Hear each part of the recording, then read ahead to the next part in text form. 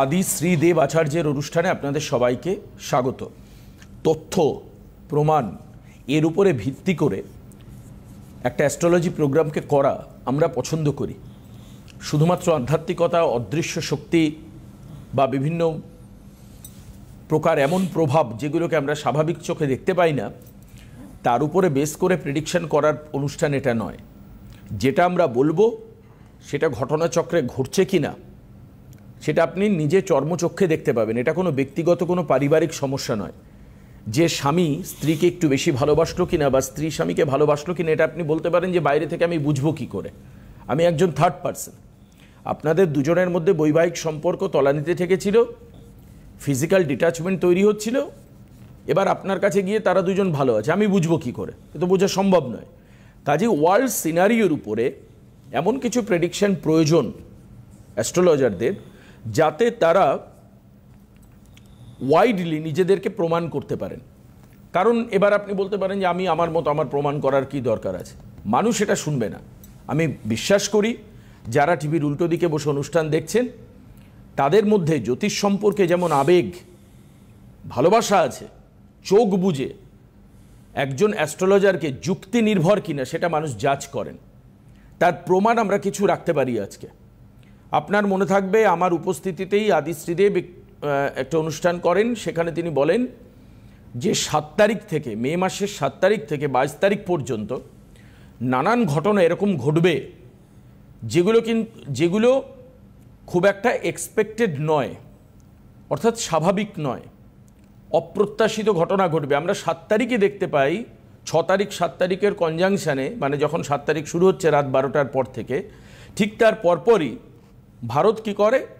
Operation সিন্দুর চালু করে, পাকিস্তানের জঙ্গি ঘাঁটিগুলোকে অ্যাটাক করে।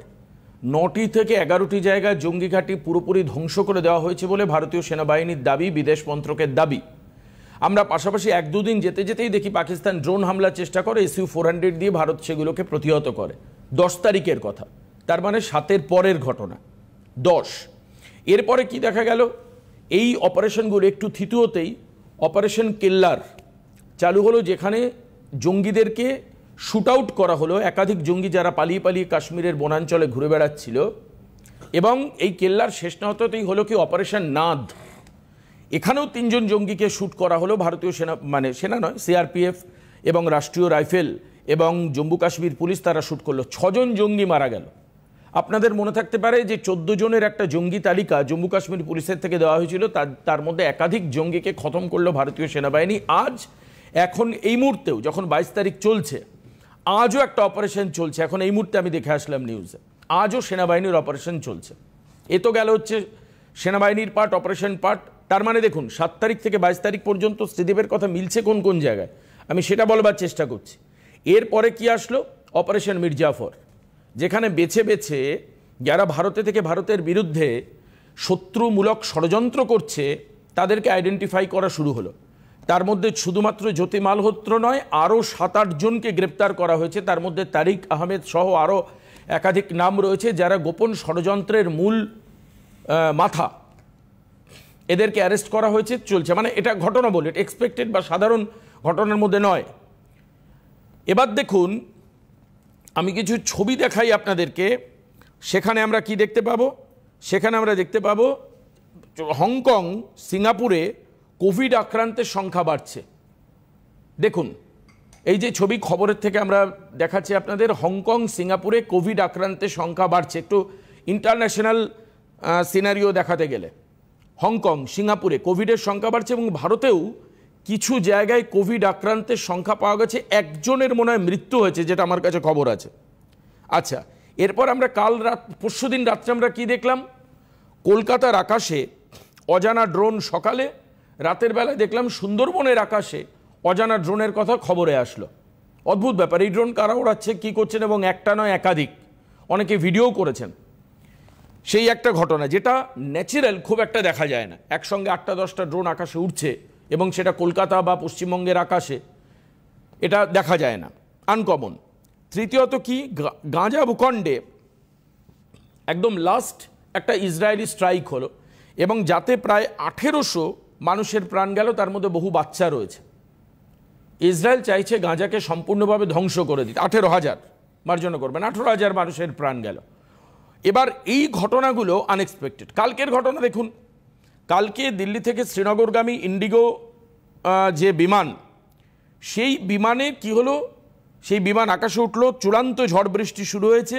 সেই সময় বিমানের যে নোজ, নাকের অংশ মারাত্মকভাবে ক্ষতিগ্রস্ত হলো। প্রায় 237 জন যাত্রী নিয়ে বিমান আকাশে উঠছিল। মানে থ্যাঙ্কস টু গড যে মৃত্যু হয়নি, এই ক্ষেত্রে বিমানের ক্ষতি হয়নি, বিমানটাকে ল্যান্ড করানো হয়েছে। এবং তাতে তৃণমূল কংগ্রেসের রাজনৈতিক দলের 5 জন সাংসদ ছিলেন। তার মধ্যে আমি বিশেষ করে মমতা বালা ঠাকুর বা ডেরেক ওব্রায়েন,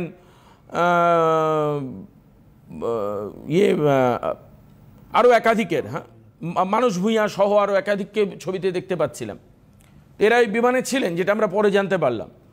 কাজেই শ্রীদেবের প্রেডিকশন প্রথম, মানে এমন প্রেডিকশন শ্রীদেবের, আমি প্রথম দিন যখন প্রেডিকশন করা আমি বলি যেন মিথ্যা হয়। যখন বলেছিল যে ভারত বিশ্বকাপ এবার মনে হচ্ছে ঠিক সম্ভাবনা নেই, আমি বলেছিলাম যেন মিথ্যা হয়। কিন্তু সত্যিটা তো সত্যি, সত্যিকে আপনি অ্যাভয়েড করতে পারবেন না। আর শ্রীদেবও সেটা বলে যে আপনার জীবনে যদি কোনো টার্ময়েল থাকে, আপনার জীবনে যদি কোনো বাধা থাকে, বিপদ থাকে, মিষ্টি কথায় স্বস্তি নেই। আপনাকে কঠিন করে সেটাকে দেখতে হবে, ভাবতে হবে, চিন্তা করতে হবে, এবং ও সেটা বলবেও। এটা হচ্ছে ওর মানে একদম রক্তজাত স্বভাব, বলবেই। কারোর খারাপ হলে সেটা বলবে। আমি বলেছি তুমি টিভিতে এরকম, এর আগেও দেখুন প্রেডিকশন ভারতের সময় বা এই যে বিভিন্ন সময় করে এসছে। এটা ভালো, একদিক থেকে ভালো। একটু তেতো জিনিস খেলে মিষ্টির স্বাদটা আপনি বুঝতে পারবেন। এবং এই যে এই অবস্থাগুলো যে ঘটছে, তাতে আমরা পরিষ্কার হচ্ছি যে শ্রীদেবের একটা অদ্ভুত ক্ষমতা আছে। আমি বুঝছি, আপনারা বুঝতে পারেন, নাও বুঝতে পারেন, মানতেও পারেন, নাও মানতে পারেন। জোর জবরদস্তি করে তো মানুষকে মানানোর কোনো জায়গা নেই। আমরা শুধু প্রমাণগুলো সামনে রাখলাম। 7 থেকে 22 বলেছিল, এটা কোন তারিখ? 1 তারিখের প্রোগ্রামে। দরকার হলে আজ আবার ইউটিউবের 1 তারিখের 1 মে প্রোগ্রামটা আপনারা একবার রিসার্চ করে দেখতে পারেন। হ্যাঁ, আমি বলছি সেটা ঠিক নাও তো বলতে পারি। আমরা এখানে প্রোগ্রাম করছি, আমি তো বলবোই ভালো নাও। কাজে আপনারা দেখতে পারেন 1 তারিখে এইসব ঘটনা কিচ্ছু ঘটবে জানা ছিল না। 1 তারিখ আপনাদের জানাই ছিল না যে 7 তারিখ হঠাৎ রাতের বেলা ভারত পাকিস্তানের জঙ্গি ঘাঁটিগুলো আক্রমণ করবে। সারা ভারতের মধ্যে 2-3 জন লোক জানতে পারেন, প্রধানমন্ত্রী, সেনাকর্তা অজিত ডোভাল, স্বরাষ্ট্রমন্ত্রী সহ 4-5 জন।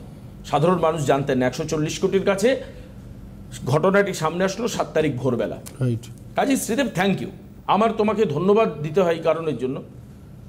कड़वा सच जो हिंदी में बोलते हैं, कड़वा सच, सच कड़वा होना चाहिए, एकदम मीठा मीठा नहीं होना चाहिए हर वक्त। तो কাজে कड़वा सच যেটা শ্রীদেব বলে সেটা আমার ভালো লাগলো। এবং এর ফলে আমরা অনেক শক্ত হৃদয়ে কঠিন বাস্তবের জন্য অপেক্ষা করতে পারবো। একদম শ্রীদেব, স্বাগত আজকের অনুষ্ঠানে। তোমার এই ধরনের প্রেডিকশনের জন্য তোমার থ্যাঙ্কস। তুমি কি বলতে চাও বলো এরপর। একদম, সবাইকে নমস্কার। আমার মধ্যে আদিবাসীদের এর মধ্যে একটা পয়েন্ট বাদ হয়ে গেছে, যেটা হচ্ছে গতকাল হঠাৎ সেন্ট মার্টিন দ্বীপে দেখেছো, হ্যাঁ, মার্কিন সেনাদের নিয়ে একটা মহড়া স্টার্ট হয়েছে, যেখানে সাধারণ মানুষদের সাথে মেলানো মেশানো সমস্ত কিছু করানো হচ্ছে। এবং এটাকে যদি আমরা মক ড্রিল বলি হয়তো ভুল হবে না। এবং আমরা যদি একটুখানি ইতিহাস ঘাঁটি তাহলে দেখবো যে এর আগে যিনি প্রধানমন্ত্রী ছিলেন বাংলাদেশের, শেখ হাসিনা, তাকে তাড়ানোর কারণ ছিল এই দ্বীপটা যেন মার্কিন সেনাদের হাতে না দেওয়া হয়। আমি যদি ভুল না, আচ্ছা, না একদম ঠিক, 100%। আমি তো 20%। আচ্ছা, এটাও মিস করে গেলাম। গতকাল বক্সারের ছত্তিশগড়ের জঙ্গলে সিআরপিএফ জওয়ান আধা সেনাবাহিনীর সঙ্গে কাউন্টারে 26 জন মাওবাদীর মৃত্যু হয়েছে। একদম 26 জন মাওবাদীর মৃত্যু হয়েছে। এবং তার মধ্যে মাও নেতা বাসব রাজ, যার মৃত্যু হয়েছে, যার মাথার দাম ছিল 1 কোটি টাকা, 1 crore। একদম। কাজেই সমস্ত ঘটনা নিয়ে প্যাক্ট 7 থেকে 22। তা আজকে 22 তারিখে দাঁড়িয়ে আবার কি 6 দিনের জন্য কিছু বলবো না, একদম না। স্পেশালি দেখো, যদি এইরকম একটা সিচুয়েশন ঘটে, এর প্রতিচ্ছবিটাও আমরা কিন্তু আগামী দিন হয়তো খুব ভালো কিছু দেখবো না। বা যেখানে আমরা অনেক সময় ভাবি যে দৈত্য ক্যারেক্টার হয়তো ভূমিকা মানে পালন করছেন আমাদের ডোনাল্ড ট্রাম্প, যা প্রতিটা জায়গায় একটা রাজ্য রাজনীতি, সেই জায়গাগুলো থেকে একটা অস্থির পরিবেশ। এবং বাংলাদেশের যে এই মুহূর্তে একটা কি বলবো টাল বাহানার মধ্যে দিয়ে ভদ্রবেশী ভাবে থাকার একটা শ্রীদেব, এটা ভুলে গেলাম, তুই বাংলাদেশ বললেই বলে মনে পড়লো, ভারত বাংলাদেশের বাণিজ্যের উপরে কন্ট্রোল করেছে, এক্সিট ক্যান্সেল করেছে এবং একাধিক পণ্যের উপর নিষেধাজ্ঞা লাগিয়েছে। শুধু তাই ট্রেডটা টোটাল পোর্টের মাধ্যমে হবে, পোর্টের মাধ্যমে হবে এবং বলা হচ্ছে যেটা আমাদের কলকাতা পোর্ট আছে সেটাকেও ক্যান্সেল করে দেওয়া হবে, কারণ এটা একটু হলেও কাছে, এটাকে মুম্বাই পোর্টে করা হবে যেন ওদের খরচা বেশি হয়। তো প্রতিটা জায়গা থেকে তো এই জিনিসগুলো, হ্যাঁ অবশ্যই এটা ভারতের কূটনীতিবিদদের যিনি রয়েছেন তাদের সিদ্ধান্ত, তো এই ক্ষেত্রে কিছু না, কিন্তু হ্যাঁ বেশ কিছু বড় বড় সিদ্ধান্ত বা বড় বড় ঘটনা যেগুলো আমরা হয়তো আগে দেখিনি বা দেখেছি, কিন্তু যেগুলো আবার হয়তো রিটার্ন আসছে, তো সেইগুলো সবকটাই কিন্তু 7 থেকে 22-এর মধ্যে। এরপর কি হতে চলেছে, এরপর হয়তো আমার আগামী প্রেডিকশন হয়তো থাকবে এবং আমার মনে হয় যে আগামী দিন একটু শান্ত হোক এবং প্রতিটা জায়গায়, কারণ যে জায়গাতে এই মুহূর্তে আমি বারবার করে একটাই কথা বলেছি যে, এবং আমি বারবার করে বলেছিলাম যে ফলোয়ারিনী অমাবস্যাটাতে সবাই নিজের মনোবাসনাটা অ্যাটলিস্ট জানান, তাহলে মায়ের কাছে অবধি পৌঁছাবে। আমরা কেউ যুদ্ধ চাই না, প্রথমত এইটা। দ্বিতীয় কথা হচ্ছে যে জায়গাটার দিকে এগোচ্ছে সেটার কারণ হচ্ছে যে মিনে শনি কোনো কারণে ভালো ফল দেয় না, এবং যাদের যাদের মিনে শনি রয়েছে এবং যাদের যাদের নবতারা চক্র ডিস্টার্ব আছে তারা জানেন যে দেবাচার্য এখানে বসে কতটা সত্যি কথা বলছে বা কতটা ঠিক বলছে। তো এটা গেল একটা পার্ট। আপনার একটা ফোন আছে দেবাচার্য? হ্যাঁ, ফোন নিয়ে নি, ফোন নিয়ে তারপর আলোচনায় আবারও যাব সময় থাকলে। কে আছেন ফোনে? হ্যালো। হ্যালো, হ্যাঁ গুড মর্নিং, কে বলছেন? আমি শ্যামলী রায় বলছি। কোথা থেকে? নিউ ব্যারাকপুর থেকে। নিউ ব্যারাকপুর। কার সম্পর্কে জানবেন? আমি আমার মেয়ের সম্বন্ধে জানবো। বলুন, আপনার মেয়ের নাম বলুন আগে। উপনীতা রায়। উপনীতা? হ্যাঁ। আচ্ছা, উপনীতার জন্ম তারিখ? ওর 20/11/1996। 20/11/96। টাইম বলুন। 1:17 দুপুরবেলা। 1:17 দুপুরবেলা। জন্মস্থান? কলকাতা। বেশ, একদম। প্রথমে হচ্ছে নামটা খুব আনকমন, খুব সুন্দর নাম, নামটা বেশ ভালো, বেশ ভালো। দ্বিতীয় কথা হচ্ছে বুধবার জন্ম তো? হ্যাঁ, বুধবারে। আচ্ছা, মীন রাশি কুম্ভ লগ্ন জানা আছে তো? হ্যাঁ। রাশি লগ্নের মধ্যে দিয়ে যাচ্ছে এবং এই মুহূর্তে অবশ্যই একটা টাফ টাইম। আচ্ছা, তিথি দশমী শুক্লপক্ষ, উত্তর ভাদ্রপদ নক্ষত্রে জন্ম, নরগণ। আচ্ছা, বকরি হচ্ছে শনি সক্ষেত্রে। লগ্নের সেকেন্ড হাউসে শনি এবং কেতু। আচ্ছা, 3rd 4th 5th 6th 7th হাউসে মঙ্গল, অষ্টমে রাহু, নবমে শুক্র, দশমে রবি বুধ, একাদশে বৃহস্পতি, তার সাথে কিছু নেই। দেখুন, এই টাইমটা যদি আমি শুধু ক্যালকুলেশন করি তাহলে এই টাইমটা হয়তো একটুখানি মানসিক প্রেশার থাকবে, একটু মাঝে মধ্যে হতাশা কাজ করলেও করতে পারে, কারণ মীন রাশি এবং শনি যখন বসে রয়েছে এবং চন্দ্রের সাথে যখন বসে রয়েছে তাহলে সেক্ষেত্রে এই জিনিসগুলো খুব কমন। সপ্তম ঘরে যখন মঙ্গল থাকে তাহলে অবশ্যই আমি বলবো মাঙ্গলিক দোষ যেখানে তৈরি হয়েছে সেখান থেকে লাইফস্টাইল বা লাইফ আগামী দিন অবশ্যই উপনীতার ভালো যাবে, এটাই আমার বিশ্বাস। বৈবাহিক জীবন নিয়ে আশা করি হয়তো প্রশ্ন এরপরে থাকবে আপনার। তো বাকি আপনার কি প্রশ্ন হচ্ছে আপনি বলুন, আর যেগুলো উনি বললেন সেগুলো একটু শেয়ার করুন। হ্যাঁ হ্যাঁ, একটু হতাশার মধ্যেই ও আছে এখন। আর কি, ও একটা জব করছে। হ্যাঁ, জব করছে 21 সাল থেকে। হ্যাঁ, ওয়েব ডিজাইনারের। কিন্তু ও মাঝে মাঝেই হতাশায় থাকে যে ওর চাকরিটা কিছু থাকবে কিনা, এরকম করছে। হ্যাঁ, সেটা একটা নিয়ে হতাশা আছে। আরেকটা হচ্ছে এখন আমি ওর বিয়ের জন্য তো দেখছি ম্যাট্রিমনিতে দেওয়া হয়েছে, আসছে সম্বন্ধ, কিন্তু পছন্দও হয়ে যাচ্ছে, ঠিক যোগাযোগ হচ্ছে না। ওর কি সময় এখন হয়েছে? প্রথম কথা আমি দেখুন টিভিতে বসে বারবার বলি মাঙ্গলিক মেয়েদের ক্ষেত্রে 22-23 থেকে কর্মজীবন স্টার্ট হয়, 26-এর মধ্যে স্টার্ট হতে বাধ্য। আপনি দেখুন উপনীতার লাইফও তাই, প্রায় 22-23-এর মধ্যেই ওর চাকরি হয়েছে এবং 22-এই হয়েছে আমার বিশ্বাস। এবং দ্বিতীয় কথা হচ্ছে যে বৈবাহিক জায়গাটা একটু ডিলে থাকবে। কেমন যোগটা আছে কিনা আমি আপনাকে বলে দিচ্ছি, কিন্তু সবার আগে জানবেন যে মাঙ্গলিক হলে পরে না যে জিনিসগুলো খুব মুখের কাছে এসে যায় সেগুলো অনেক সময় হয়তো একটু ডিলে হয়, বৈবাহিক ক্ষেত্রে স্পেশালি একটু বেশি ডিলে হওয়ার প্রবণতা থাকে। ওভারঅল এর বাইরে কিছু না, এখন অবশ্যই বিয়ের একটা যোগ রয়েছে 2024-এর পর থেকে যোগটা শুরু হয়েছে 26-এর 12-র মধ্যে আমার দৃঢ় বিশ্বাস ওর বৈবাহিক জীবনে পা রাখা সম্ভব হবে। জুটক বিচার করে দিদি ওর বিয়েটা দেবেন, তা না হলে হয়তো আগামী আমাকে কি মাঙ্গলিক ছেলের সাথে দিতে পারেন? এইগুলো তো খুব মানে কনভেনশনাল কনসেপশন। এখন সব থেকে মডার্ন যেটা সেটা হচ্ছে জোটক বিচার করুন। হ্যাঁ, আমি এই ক্ষেত্রে আপনাকে একটা উত্তর দিই, সুন্দর লাগবে হয়তো আপনার, যেটা হচ্ছে আমার যদি সুগার থাকে আমি কখনো সুগারওয়ালা মেয়েকে বিয়ে করবো এরকম ব্যাপার হতে পারে? তো এরকম তো হয় না যে আমার মাঙ্গলিক আছে মানে আমাকে মাঙ্গলিকই খুঁজতে হবে। প্রথম কথা হচ্ছে মাঙ্গলিক যদি উপনীতা 7th হাউসে আছে, ছেলেরও যদি 7th হাউসেই থাকে তাহলে রাজজোটক। আদারওয়াইজ কিন্তু যদি 4th হাউসে থাকে, 8th হাউসে থাকে বা দ্বাদশে থাকে সেক্ষেত্রে কাম্য নয়। তাহলে মাঙ্গলিক খুঁজতে গেলে পরে আপনার ওইভাবে খুঁজতে গেলে অনেক সময় চলে যাবে। তার থেকে ভালো জোটক বিচার করুন। যে জোটকে উপনীতের সাথে যে আসবে, যে পাত্র থাকবে তার যদি মিল থাকে তাহলে আপনি বিবাহিত জীবনে ওদেরকে এগিয়ে দিতে পারেন।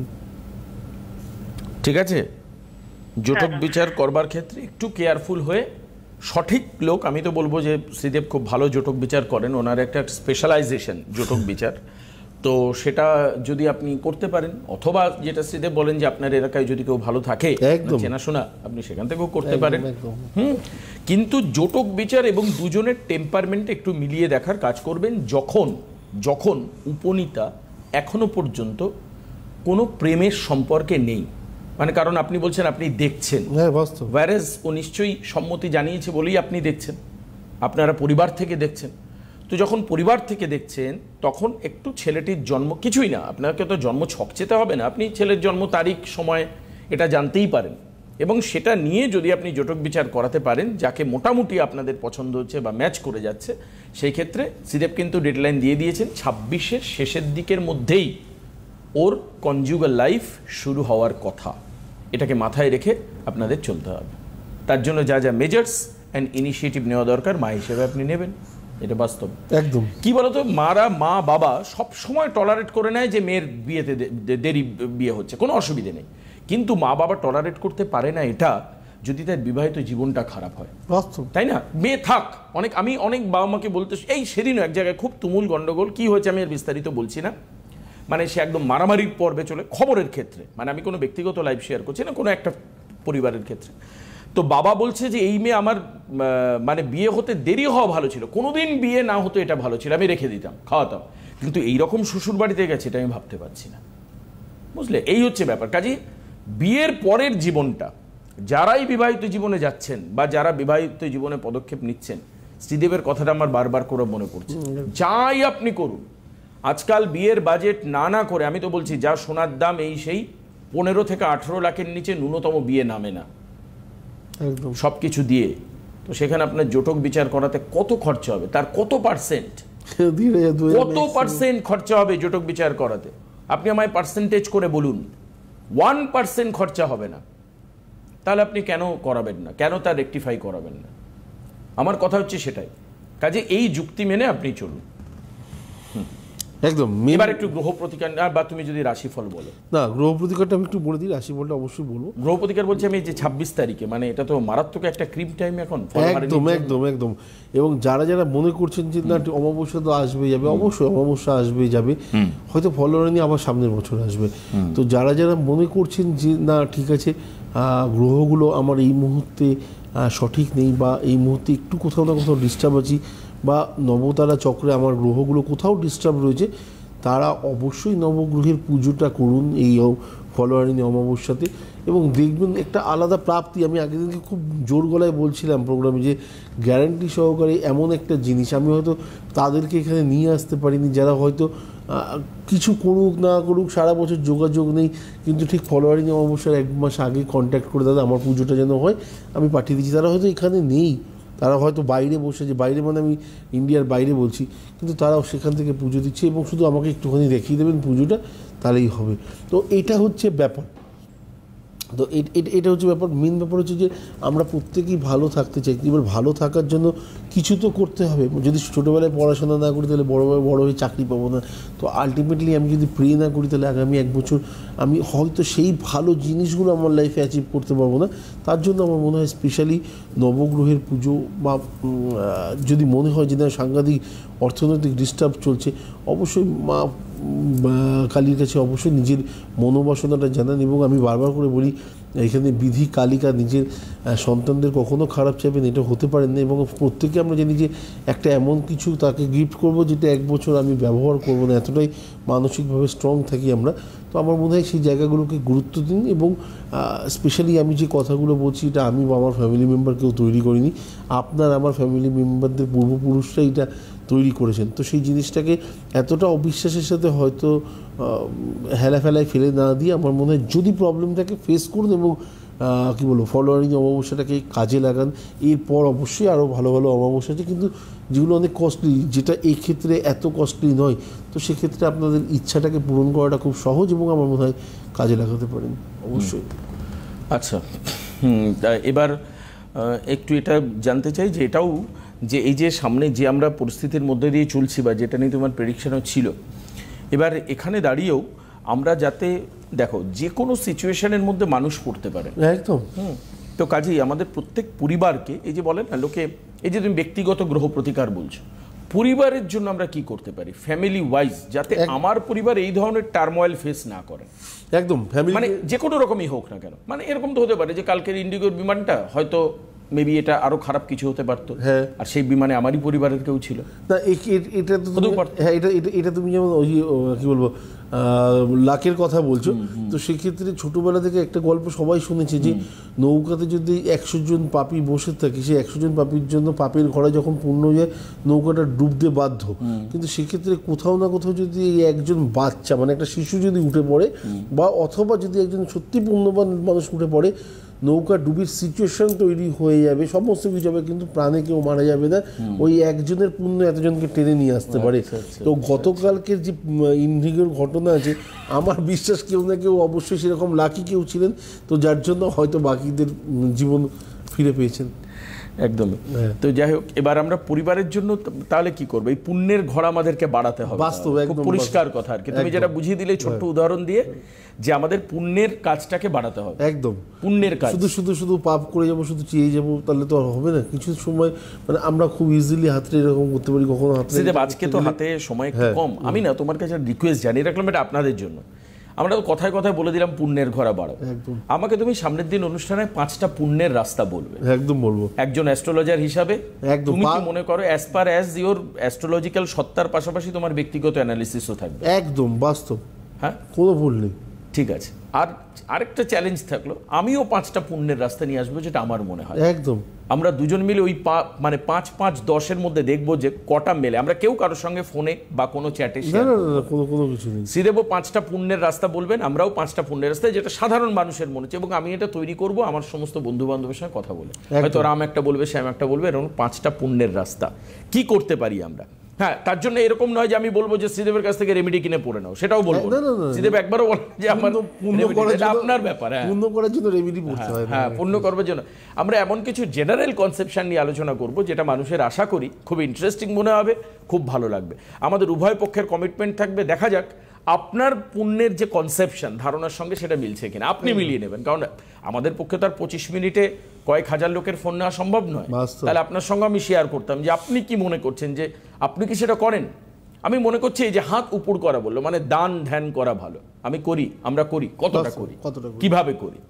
আমরা কোনো ভিক্ষুক ভিক্ষা করি, করার পর সেটা নিয়ে অনেক বেশি গর্বিত থাকি বা নিজেকে অহংকারী মনে করি, অথবা আমরা অনেকে পোস্টও করি সোশ্যাল মিডিয়ায়, পোস্ট করে দিলাম যে আমি যে পুণ্যটা অর্জন করেছি সেটা ধুয়ে চলে যাবে। বেশ, আজকে এখানেই শেষ করব, আগামীকাল আবার দেখা হচ্ছে।